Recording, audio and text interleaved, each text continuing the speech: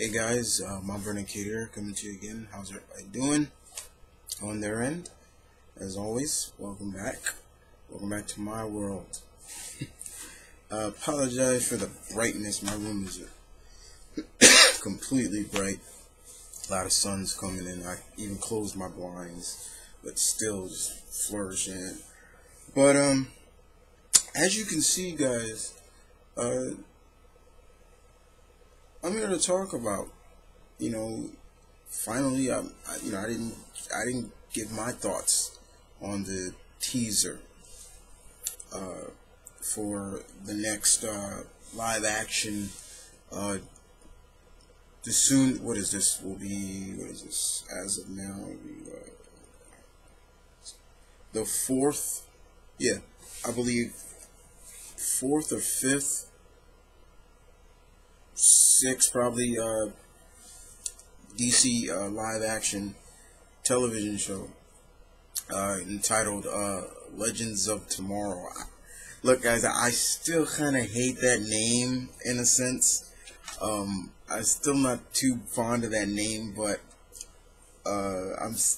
it's still gonna have I'm still gonna have a little trouble grasping that, but. Oh God, now it got dark. But anyway, you guys can still see me. Bottom line is, guys, I've watched the trailer several times when it first aired, and I meant to do a vid. Things got caught up, personal, life. So I couldn't do it at the time, but before that, it's kind of good that I waited because I found out some things about this trailer that I'm gonna go into later. But honestly, all right, what did I think of this? First of all, the concept of it is cool. The fact that here's a team that's brought together with a combination of heroes and I guess you could say two villains, and brought together by in terms to preserve the future, or however you want to classify it. Since this show comes out, yes, I'm gonna spoil this real quick. Since this show comes out in 2016, you can clearly see that from the trailer. You can see that Ollie is back in costume. So somewhere down the line, he gets back in costume.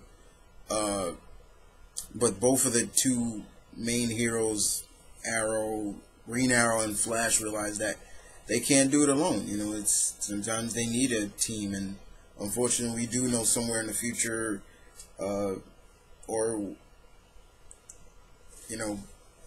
Barry is a founding member of a certain team. Was he talking about this team? I don't know, but probably they were talking about the Justice League.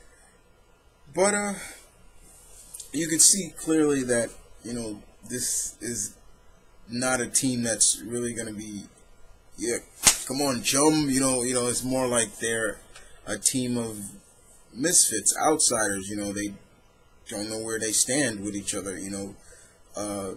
Do I see a sense, a little bit of a Thunderbolts vibe? Not really, because not all of them are villains.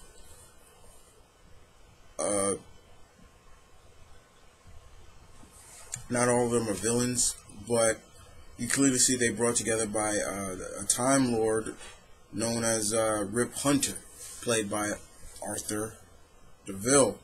For all my fellow Doctor Who fans out there, you all know who he was, but he is pretty much the person that knows their future, or does he? He knows that they do become a team, and that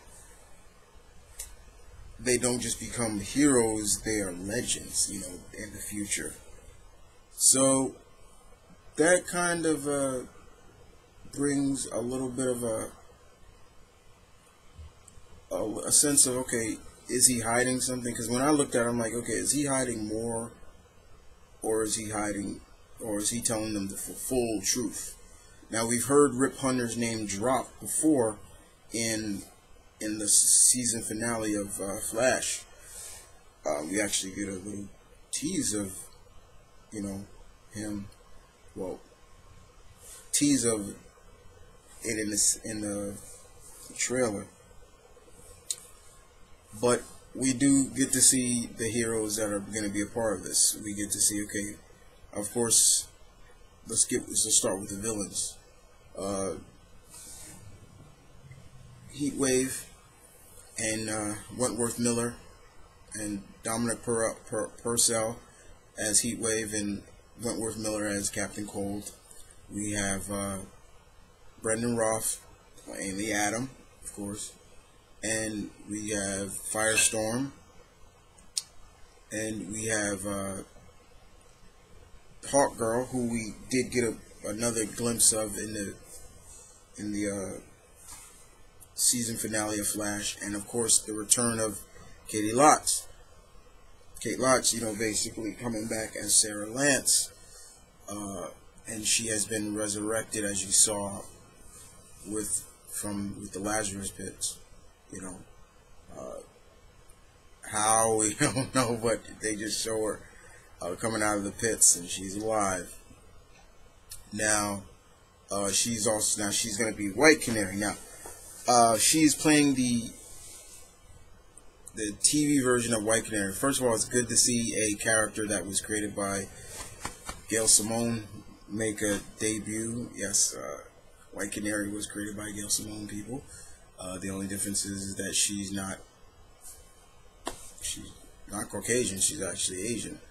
But it's still cool that she's there. And the villain of this was interesting. But this is also where I have a little bit of a problem also with it. And let me explain. Vandal Savage.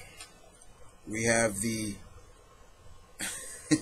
the villain Caveman, the evolved Caveman is the major villain. He is a villain. Now, we don't get to see Vandal Savage in the series, but we see that he controls a huge army, a legion, and his reign descends over the course of time. We see different cities, San Francisco, St. Louis, the famous St. Louis Arc has been destroyed. It's broken in half. The Golden Gate Bridge is destroyed. His reign. So it's more like they're going to be time traveling in a sense to stop him. But the problem is, here's the problem I have with this, is that Ali says the person is Vandal Savage, and he's lived forever. So this kind of comes out of the blue because he has not been dropped in any of the series, unless they're going to drop his name somewhere later on in some one of these seasons, because this series doesn't come out till next year. It's kind of weird. But here's the thing I found out about this. I'm gonna get this really. I found out that, like most TV series that do trailers, that's like for a pilot. They get to film a pilot. There was no pilot episode filmed for this. This was just almost literally put together, almost like a one-time deal. So we don't know. So basically what I'm saying, guys, is that what we saw in this trailer may not even be in the trailers. May not be in the series alone, let alone. So it could be kind of interesting. Excuse me. Yeah, my nose is just iffied up. But so we don't know. We really don't know. But I think for all of us, it's good to see Sarah back, because I know a lot of us were pissed off about them, quote unquote, killing off her on the series to pretty much destined to have Dinah become who she's destined to become, But it's good to see her. Now, like I said, we don't get to see Vandal. We see supposedly, I guess, a silhouette of him, but like his shadow, but we don't see who he really is. We do see the heroes facing Vandal Savage's army legion, all over the course of time, and but it looks cool. The only problem I have also that I see is like, hopefully Hawkgirl gets to do more in terms of she's gonna be more than just flight control, you know, and you know people fall, she catches them. You know, I want to see her get into the action, you know, like where, you know, like I said, if they're not gonna make her similar to it seems like they are gonna make her similar to her not her new 52 counterpart, but more of her pre 52 counterpart, because I believe it was Dr. Stern, you know, basically said that she has like she believes she has past personality complex or something like that. It was kind of interesting, but hopefully we'll see her do more than just catching people, you know, and like I said, flight control and things like that. Now, being that this is a time traveling show, you know, hopefully we'll see heroes that you know make up time travel itself, you know, are accustomed to time travel. Like, hopefully we will see characters like the team up with characters like Booster Gold, you know, maybe even a version of the Legion of Superheroes or something like that, you know, that would make it interesting. Maybe we'll see I don't know, maybe we'll see Bart Allen, you know, you know, just, you know, things like that. But other than that, it was good. I did enjoy the trailer, and of course the biggest thing was finding that the ending of where basically we find out what happened to, you know, basically the problem I also have with this is that this spoils, basically the trailer spoiled what happened to, you know, Ray, you know, when at the end of the Arrow finale, you know, it was just like, oh, that's spoiled, especially if nobody's really not knowing what happened, you know, that's not really accustomed or knows the true nature of Ray Palmer, especially as the Atom. But it was interesting to see that, yeah, he can shrink now, and I'm like, now he's a little bit more of the Atom that I grew up reading, you know, that can shrink in size, you know, not the quote-unquote RoboCop, Tony Stark, Iron Man kind of ripoff. You know, that's pretty much what he is, but he's more of now the new 52 Atom now, where his costume is more armored, but he still can shrink. But it was cool to see him do that. You know, he hits the button, and he shrinks, and then he flies off. I thought that was cool. But you know, I enjoyed it, guys. You know, the sad thing about it is this won't come out till next year, 2016. I thought I assumed that it was coming out this year, but I guess not. And there's nothing more I need to say. You know, there are some fears, like I said. You know, in terms of what I just talked about with it. But other than that, you know, I'm looking forward to seeing what this will bring to the dance. You know, this is a spin-off of, you know, Flash and Arrow. You know, and perhaps this is a better place for, you know, Ray, definitely. You know, so the sad thing about it is, from what I've heard, Sarah will never come back to Arrow. So yeah, that kind of sucks. But hopefully this will be the show Ray, because I don't like Ray on Arrow. I think he's just not suited for that show. He was better on Flash than on Arrow.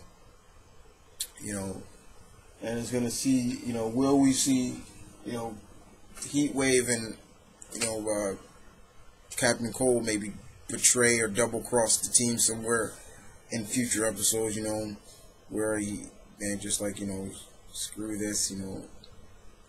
I expect them to do it, but like I said, guys, it got really dark. Now the sun don't want to shine. But other than that, guys, thank you for listening to my thoughts.